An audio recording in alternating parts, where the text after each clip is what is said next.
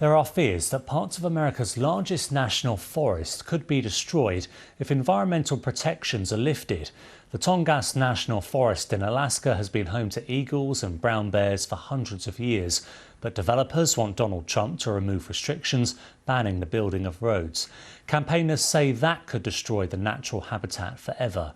Our correspondent Sophie Long's report is the latest in our series on climate and the environment.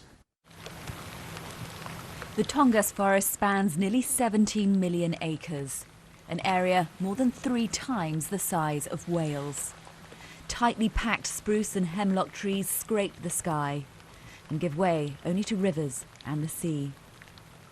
The giant leaves of the undergrowth just a tiny part of this ecosystem which has remained unchanged for thousands of years. And those who share this land with the wildlife that thrives here are desperate to keep it that way. It's just beautiful field. Activist Wanda Culp shows me what she wants to save and what she fears may happen here. We pass seals and whales, families of nesting bald eagles. She says if you open the forest to roads, it'll mean major destruction. We know those roads are going on into the forest, so they could cut our trees down through clear cut. This just shows you how destructive it is. It doesn't go back fast. Salmon spawn here in their millions. They mature out in the ocean, sustaining one of Southeast Alaska's biggest industries.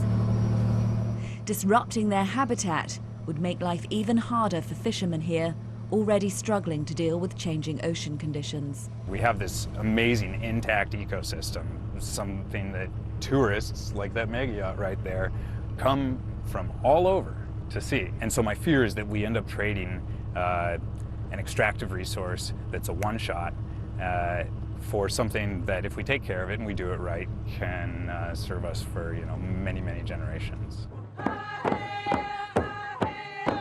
At a rally in the state capital, Juneau, Native Alaskans and environmental campaigners are trying to make their voices heard. They say their senator in the US Capitol isn't listening, that she's dancing to the beat of a different drum. I grew up in communities in the Tongass. I think I am pretty in tune with those who know the Tongass and know that the Tongass, as a national forest, should be managed for multiple use. And there are many back in the Tongass who agree. People who work in the logging industry, for power companies and miners. They want to be able to develop their businesses like people in the rest of the United States can. It's totally unfair in that we can't build a road to a little hydro site and get it in at a cost-effective and reasonable work, rather than wait for a heavy lift helicopter and go through all of that and the cost and the delay. I mean, they've got them everywhere else in the world, and it's not going to hurt a thing. But these trees also store massive amounts of carbon, more than any other national woodland across the United States. Division here runs as deep as the forest. Are all these trees more valuable standing, or should some give way to development? Sophie Long, BBC News, the Tongass Forest.